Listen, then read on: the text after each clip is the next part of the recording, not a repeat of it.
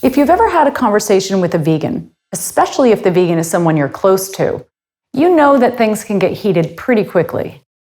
But did you know that there are 2 words you can say that can change everything? These words are only as powerful as the understanding they're based on. So before I tell you what they are, I'm going to help you understand a bit about vegan psychology. Imagine that you're sitting in your local coffee shop sipping your morning coffee or tea, and a stranger approaches you. This person tells you that meat and dairy don't come from cows and chickens and pigs, but from dogs and cats. Of course, you don't believe them. But the informant takes you on a tour and shows you the factories where these animals are raised and killed. Shocked, you see golden retrievers and tabby cats, pugs and Persians, and more. You hear their yelps, hisses, and screams. You witness kittens being ground up alive and puppies being torn from their howling mothers and animals being skinned alive while fully conscious. Later, as you drive to work, you see truckloads of these animals on their way to slaughter. Seeing their eyes and noses pressed up against the vehicle's tiny metal grates, you feel helpless to do anything but say a silent prayer for a swift death. In the evening, you return home to your family to find that they're serving meat for dinner. You look at the food and are flooded with memories of the horrors you just witnessed. You tell your family what you've learned. But they didn't see what you saw, and they don't want to hear what you have to say. So you share more details and start reeling off statistics. But they tell you you're overreacting and it's not as bad as you're making it out to be. Besides, they know someone who raises dogs in his backyard and those animals don't suffer. Desperate for them to understand the truth, you amp it up, highlighting the worst of the abuses. But now, you're coming across as a little unhinged. Your family snaps at you and tells you to stop imposing your values on them, saying, "You make your choices, I'll make mine." Since that day, your life has fundamentally changed. It's not that you see different things. You see the same things differently. Part of you wishes you could just go back to blissful ignorance. But you can't unsee what you saw, and your new awareness, coupled with your guilt about having been complicit in the problem yourself, compels you to do everything in your power to end the suffering. It's just a matter of getting enough people to see the truth. So you use every opportunity to raise awareness. But you quickly learn that even though some people are open to your message, many people respond like your family did.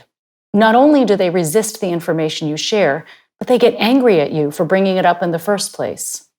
It's getting harder and harder not to feel angry yourself, and you're starting to lose faith in humanity.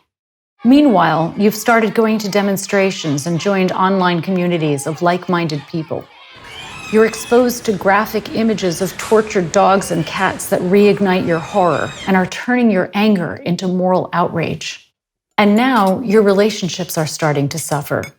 Try as you might, you can't help but direct your anger toward the people in your life, who you'd expected to be as horrified as you about the problem.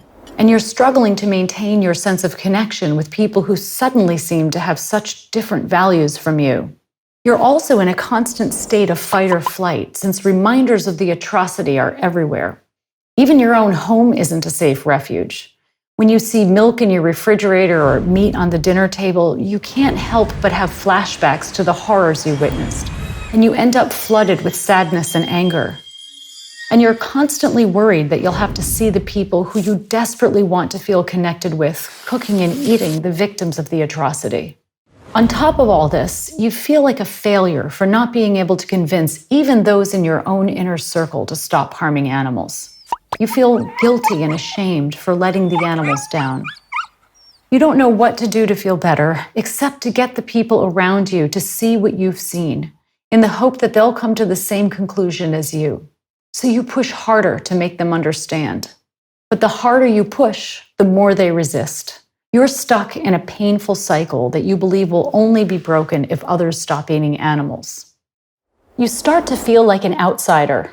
If you're lucky, you have at least one ally in your life, a person who understands and supports you in your cause. But still, you're often the only person at events who doesn't eat animals, and people talk to or about you like you're strange. Your friends say things like, "Don't tell me about your diet, you'll ruin my meal," before you even open your mouth. Your colleagues hold office parties where there's nothing you can eat. Your brother dangles his fillet of puppy in front of you and makes barking noises, and everyone at the table laughs and then tells you you have no sense of humor because you don't join in. Your spouse accuses you of imposing your values on your children when you say you want to consider raising them not to eat animals, even though raising them to eat animals is also imposing values, and even though people are normally expected to raise their children according to their own values, which is why, for example, nobody expects a Christian to raise their children as Jewish. As you continue learning about dog and cat slaughter, you continue to expand your thinking and adapt your lifestyle. You learn about carnism, the invisible belief system that conditions people to eat certain animals and to resist information that would open their eyes to the truth of what's happening. You stop wearing leather gloves after discovering they're made from kitten skins, and you stop wearing scarves that you've learned contain dog fur. These changes only confirm others' beliefs that you're being extreme, and your family complains that you're going too far, even though to you, your behaviors are simply evolving as your awareness evolves. Even though your choice to stop eating animals was deeply empowering, and you feel a profound sense of purpose and inspiration in your life, you also feel distressed, in no small part because of the disruption this choice has caused to your relationships. You feel like nobody understands your experience. You feel invisible, including to the people you were once closest to. So the 2 words you can say to a vegan that can change everything? I understand.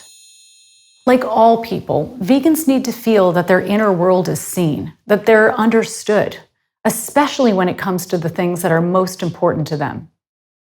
You may think that unless you agree to stop eating animals, nothing else you say matters. For some vegans, this may be the case. But for many, understanding significantly diffuses tension.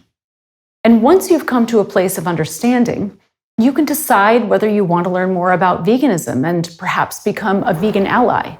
Someone who's not fully vegan, but who supports veganism and who just tries to be as vegan as possible. So the next time you're struggling to relate to a vegan, or anyone for that matter, just try to see the world through their eyes. Understanding creates connection, and it's the cornerstone of healthy relationships and a compassionate world.